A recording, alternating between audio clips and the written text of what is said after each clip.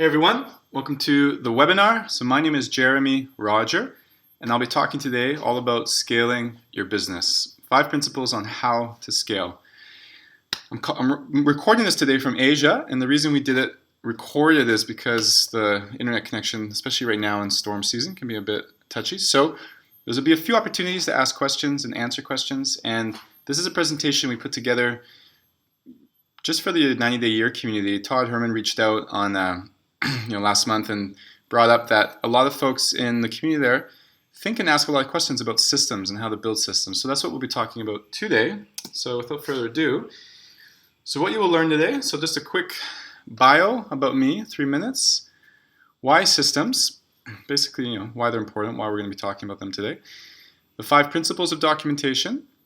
And we'll go through a few case studies here. So onboarding systems, sales systems, management systems, just so you guys can get a real first-hand experience of what a fully operational system would look like, so you can kind of model it for that. And then we'll have the tip and tricks section, so really dive into the actual tools we're going to use, how to do that, etc. And then we'll have a Q&A follow-up. And the Q&A, we're going to set a format for you guys so you can ask questions, and we'll create a second video after that's going to answer all the questions that you guys put forward. So I'll explain how to do that there. So anything else, we'll just dive right in. So first off, getting the most out of it today. I already brought this up, but while you're listening to this webinar, write down your questions as you go, and just take note. Don't really have to think too much about them. And at the end of the webinar, there'll be a form you can submit them to, and I said we'll answer all them after for you. So, about me. So my name, like I said, is Jeremy Roger. I'm an entrepreneur, advisor, and angel investor, and people call me the systems guy. I've been in business for a number of years now, and the last 4 years, I've founded 4 companies. We own one yoga and fitness brand, Shandali, and then we own another company. It's a get the shit off your plate staffing company with staff from the Philippines. Done a couple million in revenue in the last couple years, managing 40 staff members today. I'm from Canada originally. I live in Asia. I'm a big fan of Todd Herman, and we're partnering in some things. And my favorite business books are Scaling Up and Vern Harnish. So that's just a quick introduction to me and my background, and I'll talk a bit more as we go through this all on my history and how I became oriented with systems and why that was important. So why systems? And also, what is a system, right? So a couple weeks ago, I was in Manila in the Philippines. We had a staff summit there, and it was interesting because I'd never been there before, and immediately what I thought was like, holy shit, this is such a crazy, unorganized place, right? And so this photo is a pretty good example of what every intersection looks like in the Philippines and the large cities.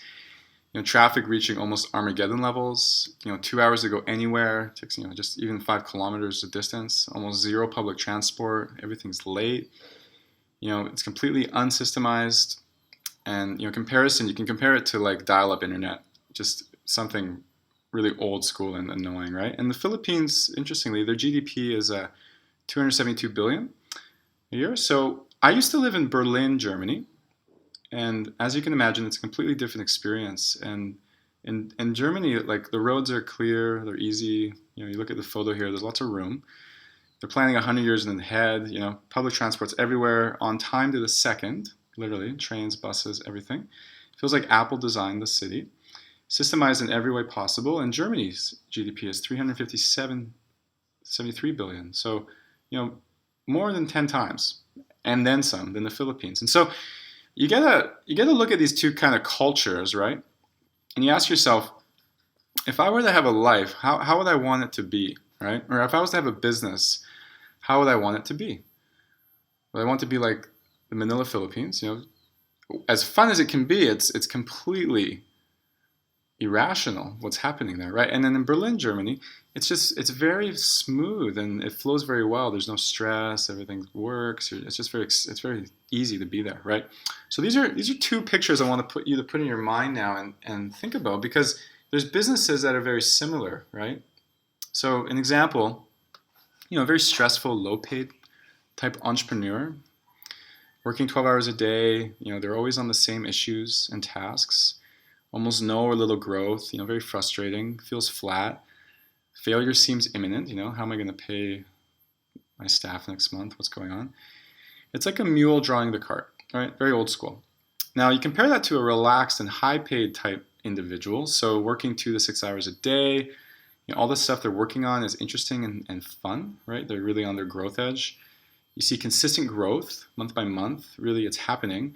It feels like a success every day. You're seeing results, right? Success is self-evident, and it's as if a general is directing an army. So these are two very different pictures, right? And my argument here is that the main difference between these is systems. It's a mindset and a philosophy that really, when you get a handle on, it's transformational. It really changes everything in your life. And we'll talk about business today, but it goes beyond that. So in your life, I'm going to ask you guys this question here, and I'll ask you a few. If you've ever felt like you're in Manila, right, or you're feeling a little bit stressed, or it's like something's not working, right, you don't feel like there's control, it's annoying, frustrating, then you've probably have areas in your business that you haven't really seen in a systematic way, right? In other areas of your company, think about it, it's just like it works, it's easy, you don't have to think about it, it's straightforward, awesome. I'd argue that they have successful systems in that area. That's why you're feeling so good about it, right? It produces that type of result. Now, a lot of people have some areas which are systemized and some areas which are not, and you get this kind of mixed experience. But really, what I'll be recommending is that every aspect of your company you start to think about in a systematic way and begin building it in that way, because eventually every part of your company feels great. There's no more like hard times, So this is a highly profitable machine we're talking about. That's really what system building and framing is all about. So by thinking clearly about your company as a collection of systems that produce an objective goal, you begin to craft your business for long-term success. All right? Tip: it's efficient systems that create highly profitable businesses. Right? Inefficient anything doesn't really work. Like you think of Manila, it's an inefficient traffic and like human transport system they have there, and it's ridiculous. Like it's just absolutely absurd what's happening there. Comparatively, right, in Germany, highly efficient, highly effective, very smooth and streamlined, and you don't have to think about it. Like people going around Berlin, they don't even have to think about it or worry about it. It just works, right? It never even crosses your mind. But in Manila, it's like, holy shit, I got to get going, otherwise I'm going to be stuck in traffic for 3 hours, right? Just trying to get home, which is like 8 kilometers away or something. So if you're going to build time and energy to build something, then build a system that will pump out large amounts of cash forever, right? Like why not build something that works really well, not just short term, not just whatever. And that's really what it's about. It's like build a city that you want to live in, right? Smooth, efficient, effective. And that's really what a great company, in my view, is. It's very thought-felt in the sense that it's organized, it's systemized, and of course, not everyone's there, but you can think about it in forecast and then start building it out in that way. And trust me, it will be such a great thing for what you're working on, because if you're going to build anything, then build it right. So think Coca-Cola, right? It's simple, it's efficient, it's effective, and massively profitable.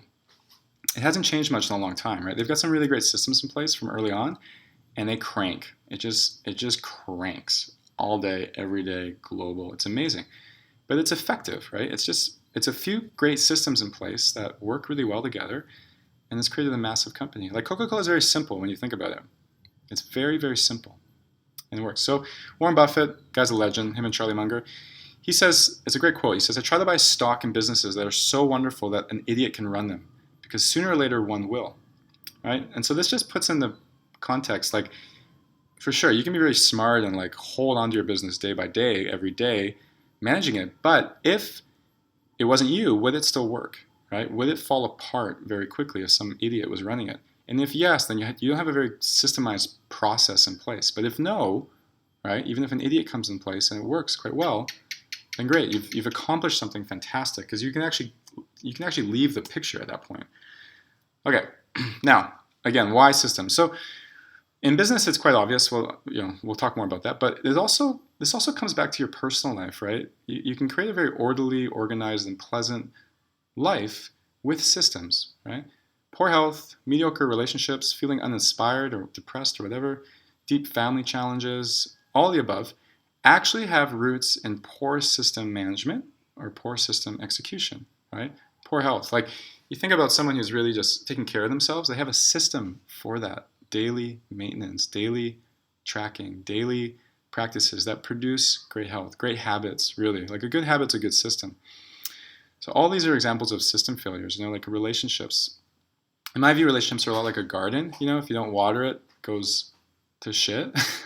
So have a system in place to ensure that you're watering your garden all the time, and so it's thriving, right? These are all, these are. I'll just touch on these examples, but you can take the same principles we're talking about today and really go deep with them in a lot of areas of your life, and it has a massive impact. So by properly using the correct models and approaching the problems intelligently, you get predictable and reliable results. If you water the garden, if you tend the garden grows. It's how it works. So what works in business also works in your life, since both are part of the world, right? These are principles of Earth that work for a lot of places. So next, the benefits of systems. So in business, the things you can expect, it's going to help you scale your revenue like massively, because small companies aren't able to grow massively because they don't have the processes in place to do it, right?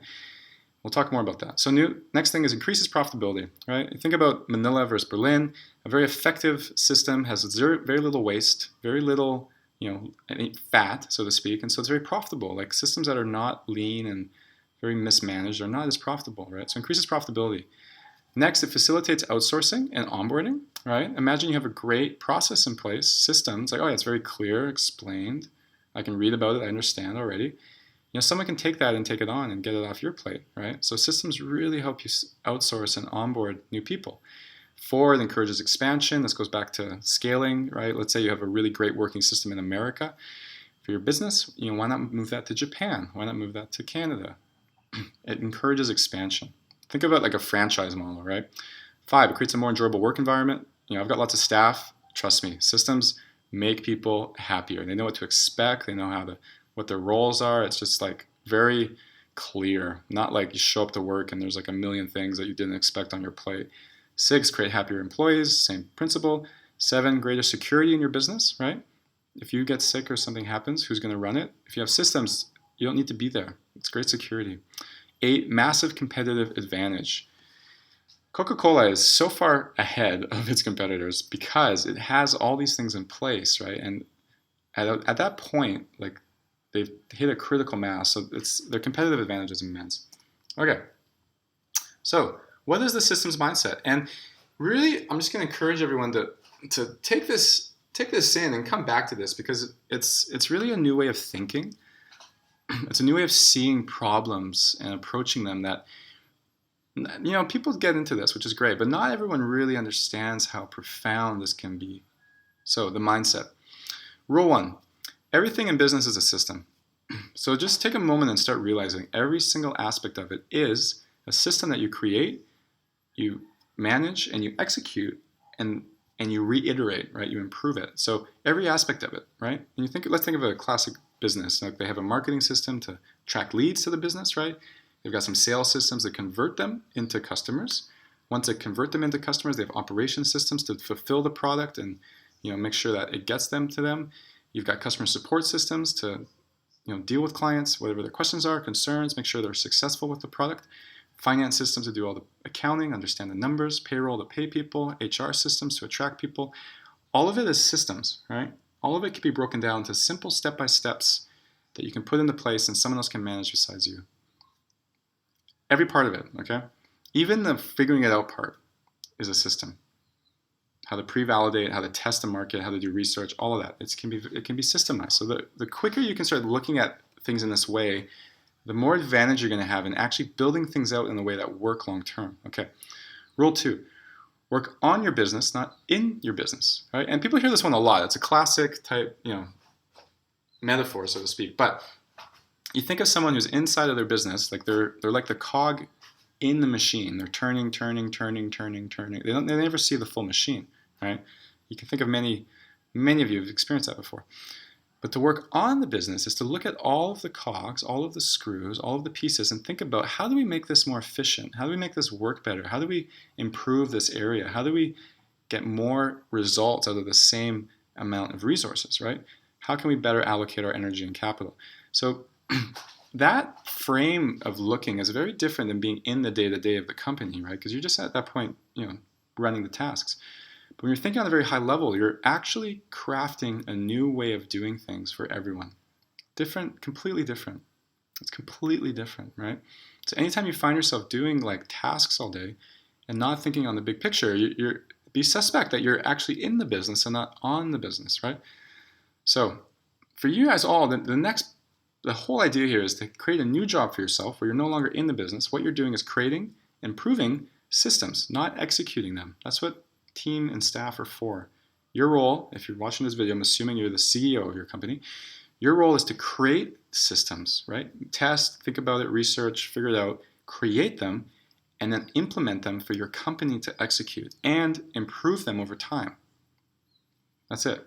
So a brick house is built with hundreds of bricks, right?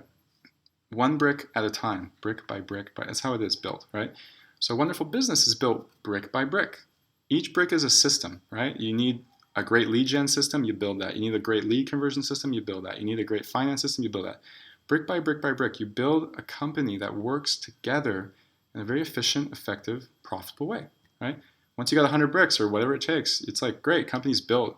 We're stoked, right? And if you want to keep growing the company, cool, you add more bricks. But if you don't, just want to hold it where it's at and build a wider moat around yourself, you can do that too. But at that point, you're not the brick. You're not inside the brick anymore. You're living inside the house. Rule 3, improve or create systems daily. This is non-negotiable, especially during a growth period. That's what growth is. You're creating new systems, period. Honestly, like the biggest thing you can really do in a company is just keep improving what's working. Always better, better, better, and advancing in new areas, right? New marketing stuff, new sales stuff, all of that. So that's the systems mindset, is to see it as a system in every aspect, and 2, begin to understand that your role is to reiterate and create systems. Okay, so next part of the talk, 5 principles of documentation, aka the secret of long-term productivity. So we've talked a lot about systems, right? And like, what is a system, right? Like, how do you do that? Now, we'll give you some examples here in a minute. The easiest way to think about it is as documentation, right? You see these folders on the right? I recommend you guys do things online, but if you've ever gone into any company or a restaurant or something, they have manuals, right? How they do things. This is documentation, right? And to create that is to create company value. So reason number 1, protect intellectual property and build company value. So ultimately, a company is meant to increase its value. Documenting the processes creates company value because of security and in-house step-by-steps. So a system. Let's say we have a system that is all about how to open up like the restaurant, right? In the morning. We'll use a very like tangible example, and we'll move into more tech examples. So you walk in, and on the sheet it says how to open the restaurant.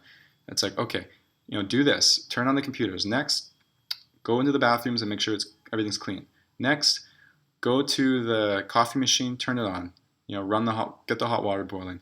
Next, look at the cash register. Is all the cash balanced, right? Boom, bada, boom. Next, open up the front door, turn on the lights, you're in business. So that's a step-by-step thing that should happen every single day, right? That's how the business opens. Now, in an online business can be very similar. It's like, sign into Asana and look at all your tasks and order them in a way that you're working on the most important stuff first, right?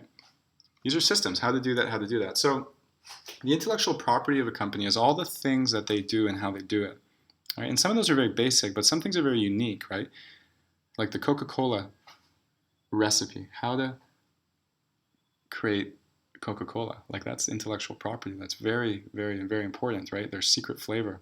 And it builds the company value, right? Like when you buy a company, you're looking at buying the documentation, right? How they do things, why they do it, all that stuff. So that's what it's all about. And if something happens, let's say someone's gone or something changes, the intellectual property is there. It doesn't leave with the person, right? So that's reason number 1. Part 2 is it facilitates collaboration. So there's no way to collaborate on your ideas if you cannot share your ideas. You cannot possibly get feedback if there's no place to look. Even the best writers in the world have someone review their work, period, right? So let's say you have an idea. And you're like, okay, this is a great system we're going to build here. So you map it out step by step by step by step by step. And when you step it all out, you're like, hey, Mark, can you review this and let me know what you think? I mapped out how we do X, And they took a look at it and like, yeah, this is pretty good, but you missed this and this, and I would improve this here, right? So once you get people working in a collaborative sense, all of your systems get better, right? For example, I just created a sales process for our company, and I sent it to my friend to check out, a coworker, like, hey, dude, this is what I'm thinking we should do on the sales stuff. What do you think? And he takes a look. He's like, yeah, good, but I think we should add this and this. And, exactly. We're just collaborating in live fortune. So that's what documentation is really about. Next, huge time savings. So you can imagine if you had to explain yourself over and over again about a specific business problem. Such a waste of time, right? If you need help and you don't have something documented, you have to explain the thing to them already. So, for example, we're hiring 2 people a week right now. If I had to sit down and train every person that came in again and again and again, I would spend so much time doing it. It's insane, right? So what did we do? We thought about, okay, well, how do we document this process so that none of us have to spend any time training them except answering their questions when they have questions, right? Imagine that. Training, and I'm sure you guys have all done it. Someone comes on board and you train them, and then someone else comes on board and you train them, and you never really capture the training process, right? And just expect that you just keep training people or that someone else will train them. But if you were going to hire 100 people today, right, and you should be thinking that way if you want to grow a large company, could you do it? Most people can't because they don't have the process, the documentation, or the system to manage that aspect of onboarding, right? So it's a huge time savings. It's immense. Okay, next. Safety and protection of information. So we save the valuable information of the company. If we lose something, we also lose their ideas and knowledge, right? So documentation, so how we do things, step by step by step. Let's say someone who does like the marketing stuff, very important, right? How they acquire customers, very important. And all of a sudden they quit and they're gone. All of a sudden, and if they haven't written anything down and we can't get access to them, it's like, oh my God, how we acquire customers is now gone. We don't know how that works. We don't even know how they did it, right? Then you're in a big trouble because you don't know how to do it yourself unless you're skilled. And you have to hire someone else or whatever. But imagine if that same person documented what they were doing step by step by step, and then they leave. At least you have the step by step by step there, and anyone can do it, right? They can just read it and follow the instructions. It's like getting your iPhone. You open up the manual and you just do what they say and you're good to go. Okay. So 5, it facilitates outsourcing. So when you have systems, you can hand them off to someone else to complete the responsibilities. This begins the scaling process. So if you're a CEO and you're doing a lot of stuff, just imagine if all that stuff was off your plate, what would you be doing? You'd probably be thinking about how to grow your business, right? How do I get more customers? How do I increase customer retention? How do I get more revenue out of them? This is only possible when you have a lot of free time to start thinking about big problems, right?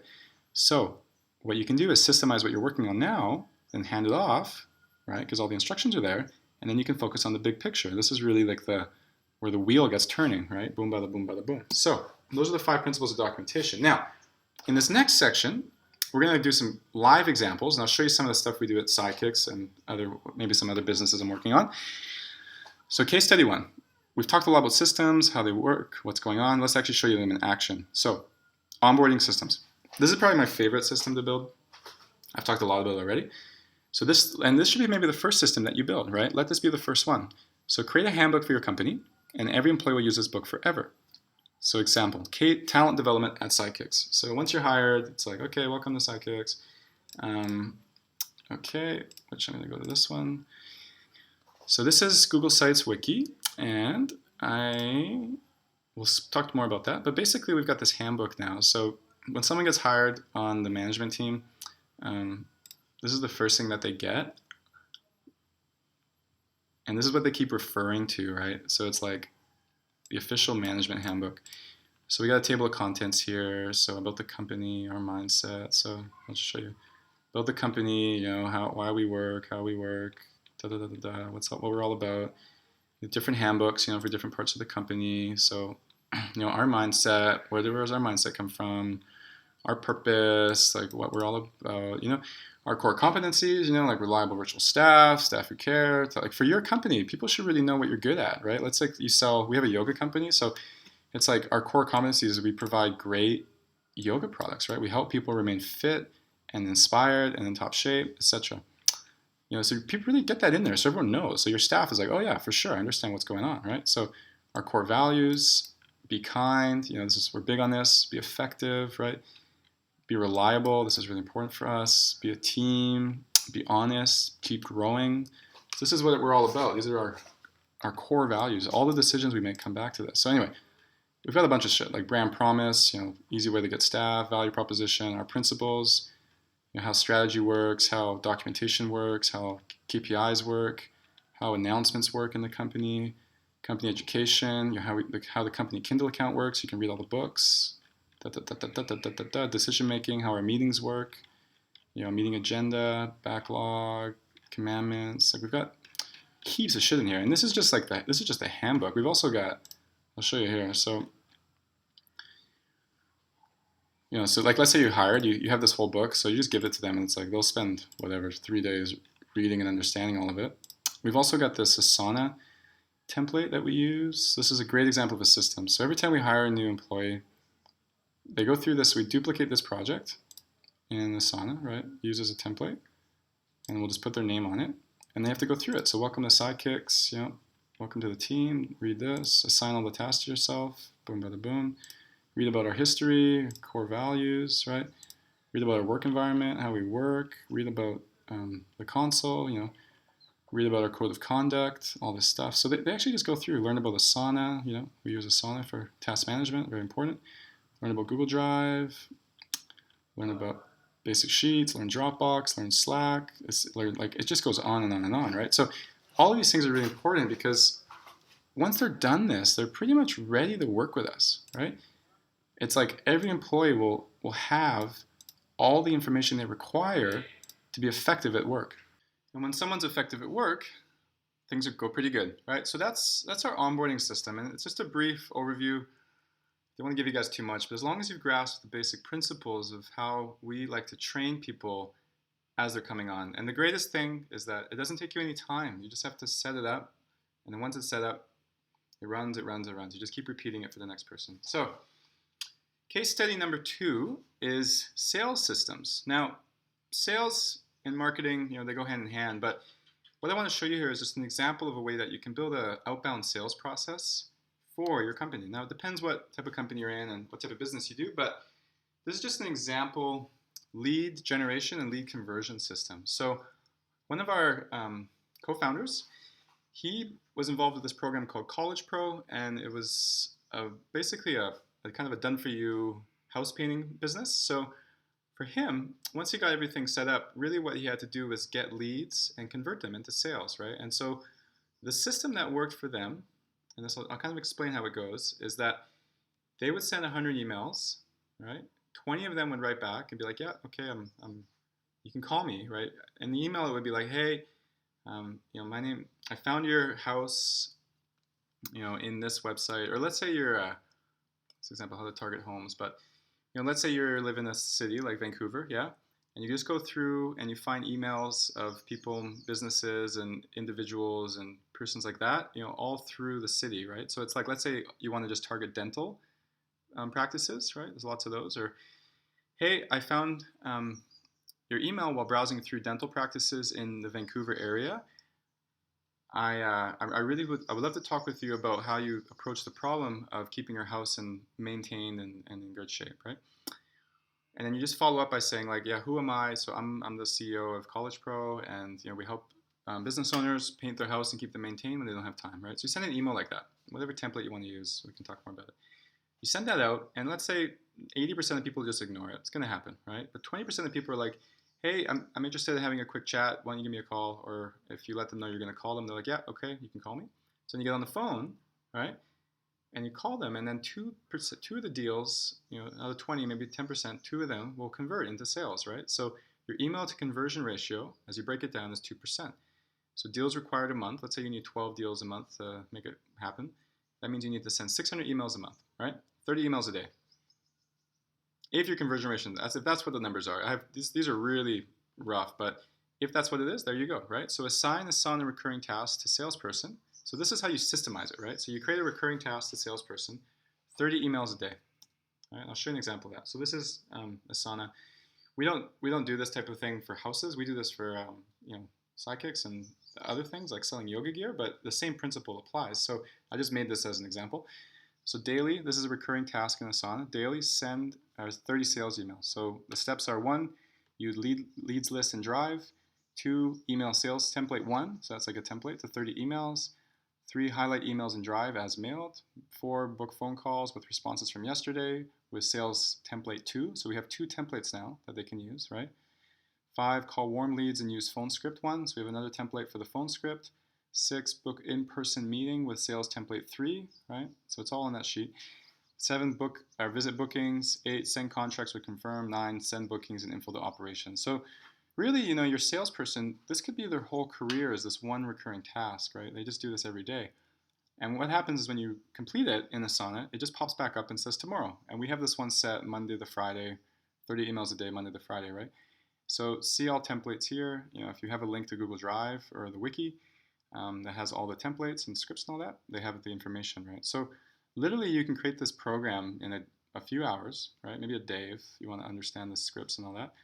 And then you assign it to someone on your team who can do sales, and then it just runs every day. It's a working system, right? So you have an automated lead generation system for sales. So you can see how that would go. So let's say it works, right?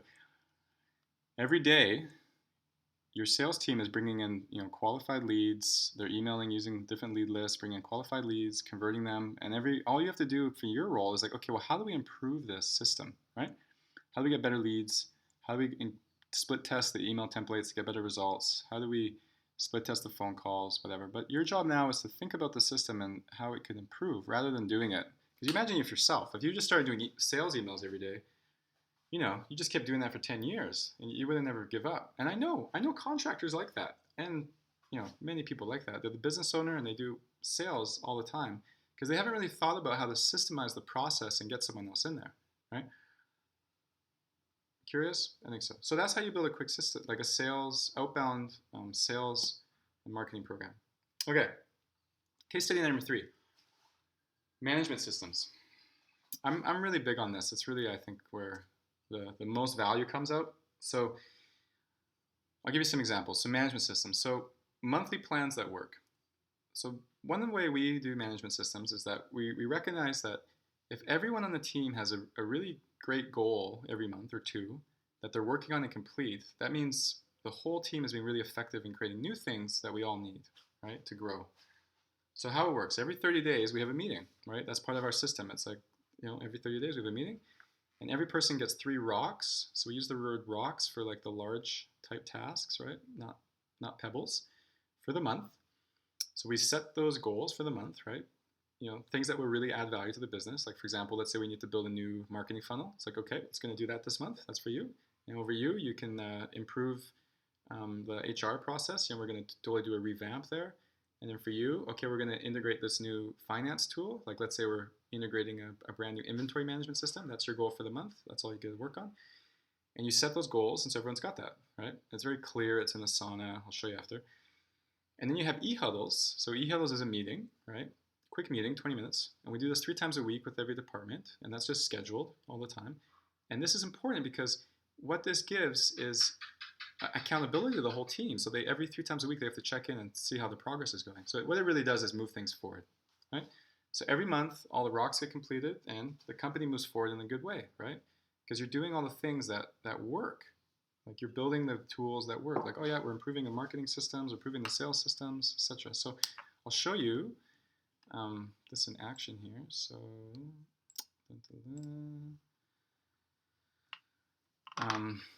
for example, just as an overview of how we like to frame it. Now we use obviously Asana. I'm a big fan of it. So, for example, this is James. He's one of our employees here. So this is his monthly goals. It's due January 1st. So to be reviewed monthly by your manager, it recurs once a month. So top 3 to 5 strategic goals. So he's working on some advertising this month. That's his first thing. So we're getting the retargeting set up. Cold traffic ad, we're building out that for the company. And then different products we're working on. So this is what he works on every month, right? That's like his thing. And look at different departments like we've got tech and product dev. And so product dev, Denise runs that show. Her thing is creating a brand new wiki, right? So complete streamlined wiki, 10 to 10. Decision-making matrix, so we have clear decision-making in the company, how that works. And then a team lead handbook. This is for the team leads, which don't worry about that. But the idea is that she's got these 3 things that are, these are her big rocks for the month, right? And this goes off every month. And then we have weekly to-dos, which is, these come up in the meetings, right? The things we have to get done. And so that's kind of how we frame it. So it's like this is the strategy document, right? Product dev strategy. This is all the major things we're doing, and then we've got a backlog of things in the past. We're not doing that, and then recurring tasks, all the things that have to get done every week that we don't want messing up the strategy, like survey forms, feedback forms, things like that. So that's how we like to build management systems. It really comes down to getting clear about what's going to work for you, right? I find that setting long-term goals, and this is something that you'll be working on with Todd, how to set 90-day goals and make sure that gets done. So it's one thing to have it all written up, because a lot of people will write out these goals, right? And then they'll put them on a Google Drive doc somewhere and look at them maybe once every 90 days, right? But for us, we like to have it right in the face of everyone, so it's there all the time, and people see it all the time. So that's case study number 3, Sidekicks monthly strategic plans. And I know I'm talking a lot about Sidekicks, but it's just really where a lot of the stuff we're doing right now is focused on. So things you should build. So on the topic of systems, there's a couple core things. I recommend you build the stuff we've already talked about, like an onboarding system. I think that's very important. A sales system for your business, or marketing system, very important, especially one that works. Now, the number one thing I recommend people to also do is create your vision document. So Todd's going to have you guys really, on this. So great. Just make sure it's documented in a place that everyone can see it, because the worst thing is if your CEO has it, but the rest of your team doesn't have it or understands it, right? So one of the most important pieces of documentation is your company vision. This includes your brand promise, core values, 90-day strategy, hello Todd, core competencies, what you're good at. So this is just really, really important, and I think a lot of you, there's lots of great books out there and Todd's program out there to learn exactly how to create those things and what they mean. Like I said, and the thing is to have this very clear for everyone. It really brings the company together when we're all aligned and know what we're doing, right? Very important, and that's really it's a fundamental system. It's the DNA of your company, really. So let's get a little bit more practical here. So lots of theory, that's great. So we'll talk about how to actually do this stuff. So tips and tricks. So Google Sites Wiki. So I think Google Sites is fantastic. It's where we keep all our documentation in one place. So it's a free tool, easy to use, every word is searchable. Permission level structures can embed videos. I'll give you guys a little tour. So this is a wiki, right? This is basically, it's very easy to edit and manage. It's free, just edit whatever you want. Nice WYSIWYG. So save. So for us, we like to just do things in a way that makes sense. So for example, you can embed Google Drive drawings into the Google Wiki. So here's our organizational chart now, the company, people, and all that. And this is just a Google drawing that we embed in there, right? Other things we like to do is we put in KPIs, or spreadsheets. We like to embed spreadsheets in here. So these are just some of the goals that we were working on. Which ones got complete, which ones didn't, what's up. This is kind of a legacy system, but you get an idea how you can put spreadsheets right in there. So that's on the homepage, so everyone knows to go there directly. Oops, let's go back to the wiki. So like we have different departments here, where things fit. It's all in there. Like management handbook, I showed you guys this already, but it's just a very quick link to the management handbook, how to get there fast. And we like to break things up into departments, right? So we've got our finance department, management department, marketing department, operations, product dev, sales, all these departments all set up and ready to go. And then we've got, this is just a wiki, right? So one cool thing, I don't know if this is going to work, but we have a video on this one. You can embed videos in here, which is really great. So, for example, like about us, we've got our culture, brand promise page here. Actually, some of this, we're changing this right now. Here, get the new wiki. So, everything goes in here. So I'll give you some examples of step by step. So, just because we're changing the wiki, I'll make sure I'll give you guys some good overviews here. So this is the other companies. So, for example, one of our systems every month is our staff sends an invoice with FreshBooks, right? So I just search FreshBooks, go FreshBooks. So, this is an example of a step-by-step page that we think is great. So how to sign up and create an invoice in FreshBooks. So you sign up, Go here and then put your email and name in. Click on this. Here's a video. It's just it couldn't get more obvious, right? How to do it. Boom, bada, boom, bada, boom. So it just goes all the way through until you finally are done the form. Very straightforward, very bulletproof. You can't really mess it up. And that's the idea. You want something that people can't mess up, right? And it's very just self-explanatory. So another example is when we embed videos inside the page. So we've got this nice table of contents here. This is one of the, when I onboarded Lua, one of our staff members, we just recorded the video of me onboarding her, and then we just uploaded it to a private YouTube channel and put it right into the wiki. And so this was a really easy way to create some content for the team on how to do things, right? So that's Google Sites Wiki. I think it's a really great place to collect everything you have. Documentation, step-by-steps, your processes, all the systems that we've talked about, basically epic. And I use it a lot in combination with Google Drive. So the next two tools are ScreenFlow plus YouTube. So right now I'm using ScreenFlow as I'm talking because I'm recording this video. So really this webinar is a bit of a system because let's say you were joining my company and I wanted to make sure you really understood systems, right? I could just give you this video now that it's recorded and you would stay busy for 90 minutes and then you'd come and you'd understand me better, right? And you understand how we work better. So if you don't use Mac, you can use Camtasia for Windows, same thing. You can buy the apps or you can torrent them if you're into that. So find what works for you. And then really what you do is record quick videos of you completing a process, right? So I like making these quick 5-minute videos that just explain, hey, this is exactly how you do this. Step 1, step 2, step 3. Let's, boom, bada, boom.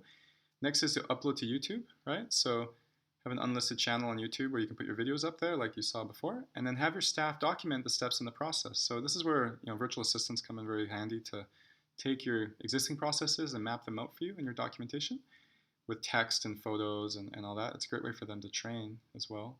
Think red arrows. And next is capture with in-action shots what you would coach someone directly. So for example, let's say someone asked me one day, hey Jeremy, can you help me out with this marketing funnel? I don't totally understand it. And I'd be like, okay, well how about this? Let's record it when I coach you, and so that you can give that to the marketing department so that any new people who come on board can then watch that video so I don't have to repeat myself. Because you can imagine if I had to train everyone that same way, it would really drag my my productivity down in a big way. So just capture stuff, right? And even if they ask you a question, sometimes you don't even have to have them there. Just record a video and then be like, hey, I made you a video, watch this, right? So really great tools, very, very easy. So another tool that I like a lot is called Extra Voice Lite. Todd Herman actually introduced this to me back in the day. It's very much like ScreenFlow. It just records audio instead of video. So sometimes I'm recording audio and I just upload that to the wiki. And I'm like, hey guys, just listen to this quick audio of me explaining how this works, especially when it's more theoretical and doesn't have a video required, just a bit more like philosophical. So when you're recording, when you're thinking about holding a training, just record it, and then keep the documentation in one place for the long term. So you can get this in the Mac app shop, and then for Windows users, you'll find something. It's a very common app. As you saw, we like to do everything in Asana, checklists and recurring tasks. So use Asana templates to create checklists. Duplicate the project when the checklist needs to be repeated, right? So the HR process I showed you is a great example of that. Just duplicate and repeat. We create a lot of recurring tasks every day, and by doing this, we just create these automated systems that go off all the time. Boom, bada, boom, bada, boom, bada, boom, bada, boom. Very awesome, right? You build the recurring task once, like I showed you in that sales thing, and you just have to make sure it gets completed every day, and you're good to go. So we use Asana. Trello will do fine. I've never used it, but I hear good things, or all of the tools should do well. So other good tools, Jing by TechSmith is great for screenshots. It really helps you create quick screenshots with arrows. We think Slack channels are great so people can communicate, getting that all set up in an efficient way. Google Apps for Business, fantastic. You get all the services like Google Sites, Google Emails, all that really helps you keep things organized. We think a company Kindle account is fantastic. It depends on how many employees you have, but we buy business books on there and get everyone to read them. So that's a nice, easy way to share education with the whole team. Groove HQ we use a lot for customer support. It's a great tool. It's like Zendesk and all that. Very, very nice. QuickBooks.com for accounting. We used to do accounting and spreadsheets, but getting a good app like that can really, really facilitate a lot of your challenges with accounting. And then if you need staff, of course, we think Sidekick is a great place to get staff who understand some of these things and can help you out. But there's many places to get staff online. It depends on what your needs are. Upwork is a good place, and or Elance became Upwork. So, And then, so those are basically the main tools. So in conclusion, the big ideas here is that systems will massively improve your life in all areas. So principle number 2 is begin to view everything as a system. Really think it through as a system. Like the sales thing I did there before, you could just do sales all day without thinking it through as a system, or you could create a system that someone can run, right? So begin to take that mindset into many areas in your life, but in every area in your business. Number 3, build things in a systemized way. If you're going to build something, might as well build it in a way that can be scalable and systemizable, right? Why not? 4, benefit in a systemized way. Because once you have everything built in a way that works, you're going to have a very smooth, flowing business that works to your benefit, right? It's in a system that works for you. So those are the big ideas. Now, as this is the end of the call, and this was a pre-recorded call, usually we do a question and answer period. As I'm away, what I'm going to do is give you guys a link after this video that you can click on, Google form, and you can make a question or comment or something, and I'll collect all of those, and let's say, I don't know, in a week or two, I'll go through them all and I'll create another video answering them one by one. So, and I'll put all the questions below the video so you can, and the time, so you can jump to them type thing. And that's great. And if you have any other specific questions, if you think it's something that people will benefit, please use the Google form. That way everyone can learn and benefit from it. If it's something you don't want to share or you're not sure about, you can always email me directly. It's jeremy@qzx900 Ping me on LinkedIn, or you can call me direct in Asia. I'm here all the time. So give me a ring if it's something like that. Otherwise, please use the question and answer link, and we'll make another 30-minute video follow-up with all your questions answered and some case-by-case examples. And anything else you think is relevant or you'd like to hear more about, just throw it in the Q&A, and I'll put it in there, and me and Todd can talk about maybe bringing more content to you guys if it's something that you really, really think is useful and will help you out a lot. So that is the chat. So thank you very much. Again, my name is Jeremy Roger, and I'm living in Indonesia, so if any of you come down this way, Bali, let me know. Be happy to host you and talk about business stuff. Otherwise, good luck with the course. I know Todd is a great teacher, and you guys have a really great thing ahead of you here. And I look forward to hearing about the results. I paid attention last year, and it was great to hear a lot of the success stories. So all the best. Thank you very much. Take care.